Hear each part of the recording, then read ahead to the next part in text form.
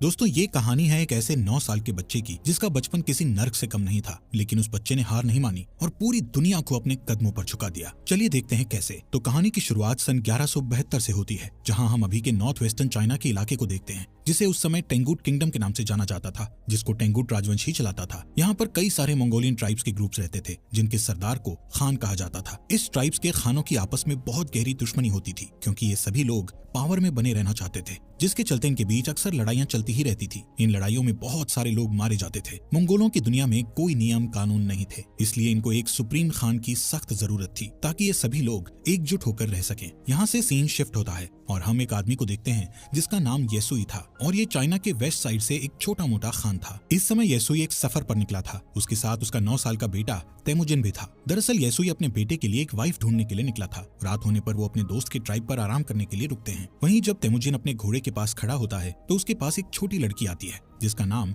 बोटे था। वो उससे उसका नाम पूछती है और कहती है कि तुम यहाँ क्यों आए हो, जिस पर तेमुजिन उसे अपना नाम बताकर कहता है कि वो अपने फादर के साथ उसके लिए एक वाइफ ढूंढने के लिए आया है। तभी बोटे उससे कहती है कि तुम्हें मुझसे ही शादी करनी चाहिए। इतना कहते हुए वो वहाँ से चली जाती है। रात में जब तेमुजिन अपने फादर के पास बैठा होता है तो उसके फादर उसे कहते हैं कि मुझे तुम्हारे लिए एक ऐसी वाइफ चाहिए जो सबसे ताकतवर समुदाय से हो। तभी तेमुजिन अपने फादर से कहता है कि मैं खुद ही अपने लिए लड़की चूज करूंगा। तेमुजिन की जिद के बाद उसके फादर उसे अपने दोस्त की ट्राइब से किसी एक लड़की को चुनने की इजाजत दे देते हैं। अब सुबह होते ही तेमुजिन के फादर उस ट्राइब की सभी लड़कियों को लाइन में खड़ा करके उनके पैरों को गौर से देखते हैं, क्योंकि उनका मानना था कि एक स्ट्रॉन्ग लेग्स वाली लड़की ही अपने पति को खुश रख पाती है। इसके बाद तेमुजिन एक एक लड़की को देखता जाता है और लास्ट में वो बोटे को अपनी पत्नी चुनता है और उन दोनों की शादी हो जाती है। लेकिन शादी होने के बाद भी वो दोनों आने वाले 5 साल तक एक साथ नहीं रह सकते थे, क्योंकि ये उनकी ट्राइब्स का नियम था। अब तेमुजिन और उसके फादर का यहाँ से जाने का समय हो जाता है, लेकिन जाने से पहले तेमुजिन बोटे को एक नेकलेस गिफ्ट करता हुआ उसे कहता है कि वो उसके लिए जल्द ही वापस आएगा। यहाँ से येसुई तेमुजिन और अपने लोगों के साथ सफर पर निकल जाता है। कुछ दूर चलने के बाद वो लोग एक जगह पर आराम करने के लिए रुकते हैं। यहाँ पर वो सभी लोग काफी सतर्क थे, क्योंकि ठीक उनके सामने थोड़ी दूर एक और खान की ट्राइब के लोग बैठे थे।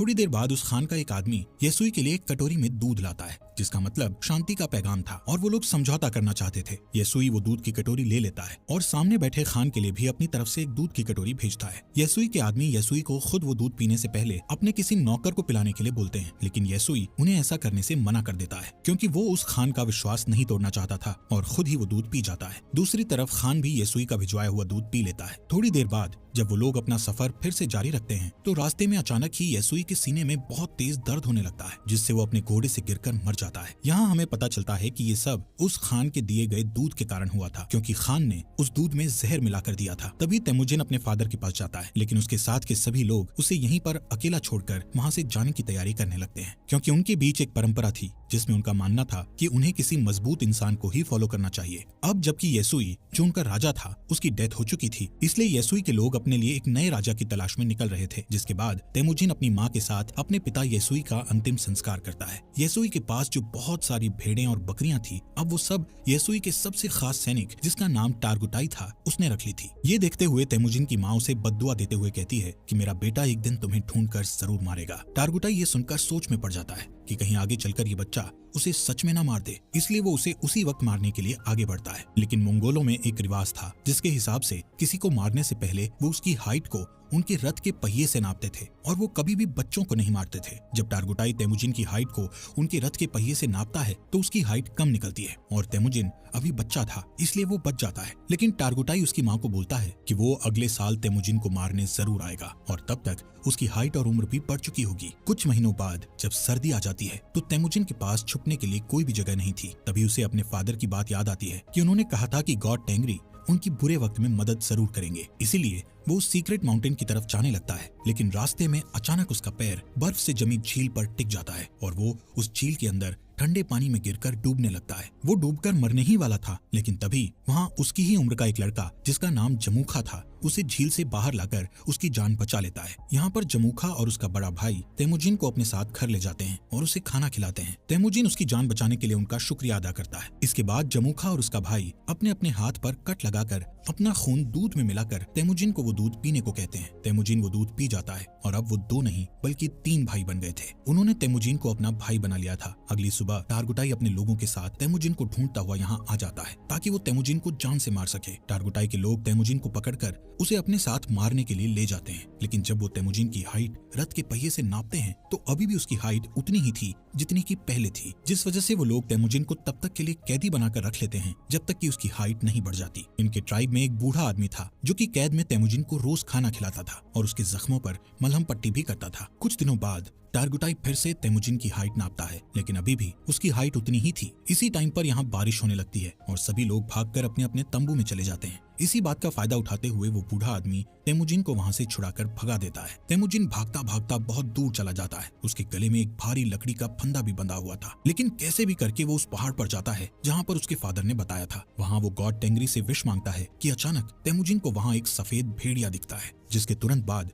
उसके गले में बंधा हुआ लकड़ी का फंदा भी अपने आप ही खुलकर नीचे गिर जाता है। यहाँ से सीन कट होता है और हम सन 1186 में तेमुजिन को देखते हैं, जो कि अब एक नौजवान लड़का बन चुका था। लेकिन तेमुजिन अभी भी टारगुटाई के लोगों से बचकर भाग रहा था। कई सालों से टारगुटाई के लोग तेमुजिन को ढूंढ रहे थे और एक दिन वो तेमुजिन को ढूंढ ही लेते हैं और उसे पकड़कर फिर से कैदी बनाकर उसी लकड़ी के फंदे में रखते हैं जिसमें उसे बचपन में रखा गया था। अब क्योंकि तेमुजिन की हाइट और उम्र बढ़ चुकी थी, इसलिए उसके मरने के चांसेस बहुत ज्यादा थे। लेकिन टारगुटाई उसे जान से नहीं मारता क्योंकि वो उसे अपनी जान की भीख मांगते हुए देखना चाहता था। लेकिन तेमुजिन टारगुटाई से बोलता है कि मैं खुशी खुशी मर तो सकता हूँ, लेकिन तुम्हारे आगे अपनी जान की भीख कभी नहीं मांगूंगा। ये सुनकर टारगुटाई उसे टॉर्चर करना शुरू कर देता है और उसे कहता है कि अब मैं तुम्हें धीरे धीरे तड़पा तड़पा कर मारूंगा। यहाँ पर हम देखते हैं कि वो बूढ़ा आदमी अभी तक जिंदा था और वो फिर से तेमुजिन के पास जाकर उसे पानी पिलाता है। उसी दिन शाम को जब सभी लोग आपस में बिजी थे तो टारगुटाई तेमुजिन के पास अकेला उससे बात करने जाता है। इसी बात का फायदा उठाकर तेमुजिन उसी लकड़ी के फंदे से जिससे उसे बांधा गया था उससे टारगुटाई को मारकर वहाँ से भाग जाता है।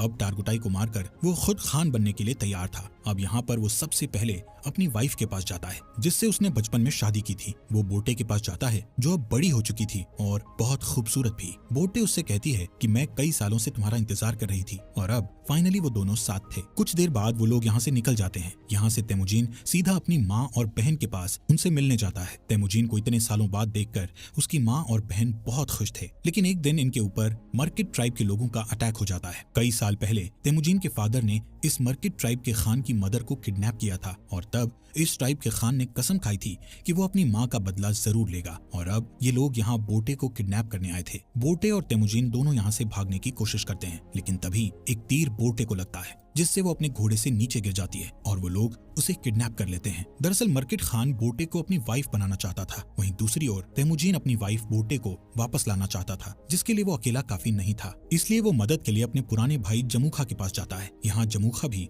एक ट्राइब का खान था जो कि बहुत पावरफुल ट्राइब थी। जमुखा तेमुजिन की मदद करने के लिए तैयार था, लेकिन लड़ाई के लिए वो तेमुजिन को 1 साल का इंतजार करने के लिए कहता है क्योंकि उसे बाकी ट्राइब्स पर अटैक करके उन्हें अपने अंडर लेना था। समय के साथ साथ 1 साल भी बीत जाता है और वो वक्त आ जाता है जब वो दोनों भाई मिलकर अपनी सेना लेकर मर्किट ट्राइब पर अटैक करते हैं। लड़ाई में वो सभी लोगों मर्किट ट्राइब के खान और उसकी सेना को मारकर उनका जरूरी सामान अपने साथ उठा लेते हैं। वहीं एक टेंट में बोटे बैठी थी जो कि प्रेग्नेंट थी। इसके बावजूद भी तेमुजिन उसे अपना लेता है। उसी रात ये लोग अपनी जीत का जश्न मनाते हैं और तेमुजिन के साथ और भी कई लोग जुड़ जाते हैं जो उसे वहाँ मिले सामान को सभी में बांटने के लिए कहते हैं, जिसमें से तेमुजिन सिर्फ 10% सामान ही अपने पास रखता है और बाकी 90% वहाँ के लोगों में बांट देता है। तेमुजिन उन मरे हुए लोगों के परिवारों को भी कुछ सामान देता है जिन्होंने लड़ाई में अपनी जान गंवाई थी। तभी यहाँ जमुखा के 2 लोग ये सब देखते हैं और तेमुजिन की ट्राइब के साथ जुड़ जाते हैं। अब क्योंकि मंगोल्स में शुरू से ही ये नियम था कि वो अपने खान को खुद ही चुन सकते थे, जिसमें जमुखा चाहकर भी कुछ नहीं कर सकता था। लेकिन ये देखकर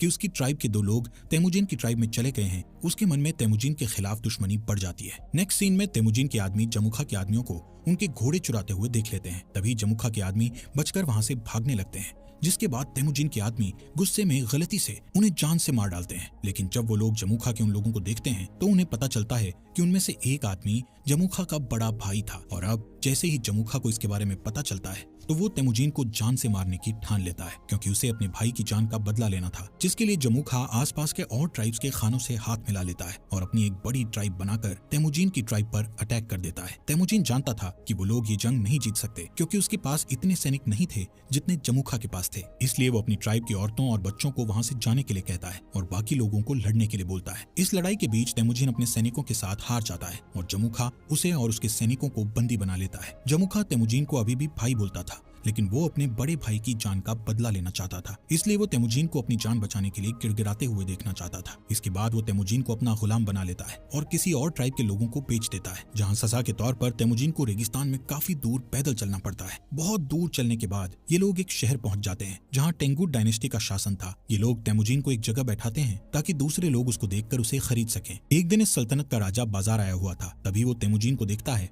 और उसे चंद पैसों में खरीदने के लिए अपने लोगों से बात करता है, लेकिन उस राजा के लोग तेमुजीन को खरीदने से उसे मना करते हैं, लेकिन फिर भी वो तेमुजीन को खरीद लेता है। इसके बाद तेमुजीन को एक पिंजरे जैसे कमरे में रखा जाता है जो शहर के बीचों बीच था, ताकि बाहर से लोग उसे देखकर हंस सकें और उसका मजाक उड़ाते हुए मस्ती कर सकें। यहाँ पर तेमुजीन को देखने के लिए एक बुद्धिस्ट मंक हर रोज आता था और उससे माफी मांगता था। एक दिन तेमुजीन बुद्धिस्ट मंक के साथ एक समझौता करता है कि अगर तुम मेरी वाइफ को ढूंढोगे तो मैं आगे चलकर इस गाँव को कभी नुकसान नहीं पहुँचाऊंगा। जिसके बाद वो बुद्धिस्ट मंक बोटे को ढूंढने के लिए रेगिस्तान में निकल जाता है, लेकिन बुद्धिस्ट मंक एक बूढ़ा इंसान था, इसलिए वो गर्मी के मारे बेहोश होकर वहीं मर जाता है। वहीं खुशकिस्मती से बोटे को उस मरे हुए बुद्धिस्ट मंक के पास वही नेकलेस मिलता है जो उसे तेमुजीन ने दिया था, जिससे उसे पता चल जाता है कि तेमुजीन अभी भी जिंदा है। इसके बाद बोटे अपने पति को ढूंढने के लिए शहर में निकल जाती है और यहाँ पर उसे तेमुजीन एक पिंजरे में बंधा हुआ मिलता है। उसी रात बोटे यहाँ के सिपाही को रिश्वत देकर तेमुजीन को यहाँ से भगा लेती है और तेमुजीन देखता है कि उसका बेटा बड़ा हो चुका है और बोटे की एक बेटी और भी है। बोटे तेमुजीन को घर ले आती है।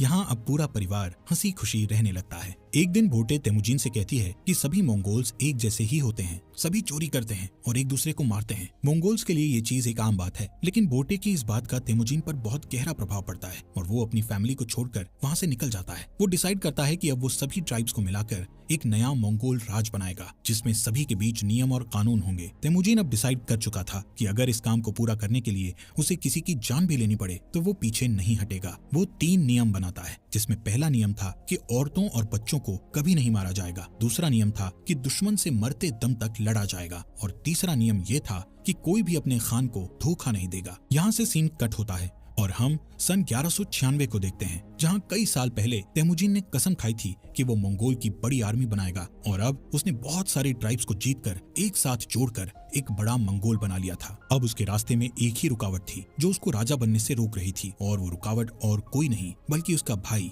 जमुखा ही था। जमुखा के पास भी एक बहुत बड़ी आर्मी थी और वो दोनों एक जंग के मैदान में अपनी पूरी आर्मी लेकर लड़ाई के लिए तैयार थे। यहाँ पर तेमुजीन जमुखा को उसका भाई होने के नाते उसके साथ जंग करने की बजाय उसको समझाना चाहता था, लेकिन जमुखा जल्दबाजी में बिना कुछ सोचे समझे अपने बहुत सारे सैनिकों को लड़ाई के लिए भेज देता है, जिसके नतीजे में उसके सभी सैनिक मारे जाते हैं। कई घंटों तक लड़ने के बाद तेमुजीन आखिरकार उससे जीत जाता है और जमुखा के साथ उसके कई सारे आदमियों को जिंदा कैद कर लेता है। तेमुजीन जमुखा के बचे हुए सिपाहियों को मारने की बजाय उन्हें अपनी आर्मी में शामिल कर लेता है। यहाँ पर तेमुजीन जमुखा की ट्राइब में उसी बूढ़े आदमी को देखता है जिसने तेमुजीन की मदद की थी। तेमुजीन उस बूढ़े आदमी को अपनी ट्राइब का एडवाइजर बना देता है। रात को तेमुजीन जमुखा के पास आकर बैठता है और उसे कहता है कि भाई, ये जो अपना अपना राज बड़ा करने का लालच है, ये आज उन्हें जिंदगी के ऐसे मोड़ पर ले आया है कि उन्हें अब एक दूसरे की जान लेनी पड़ रही है। जमुखा तेमुजीन से कहता है कि अगर मैं तुम्हारी जगह पर होता तो मैं अपने दुश्मन के सभी सिपाहियों को मार गिराता। दोस्तों, इस बात से हमें ये पता चलता है कि तेमुजीन और जमुखा की सोच कितनी अलग थी। इस बातचीत के बाद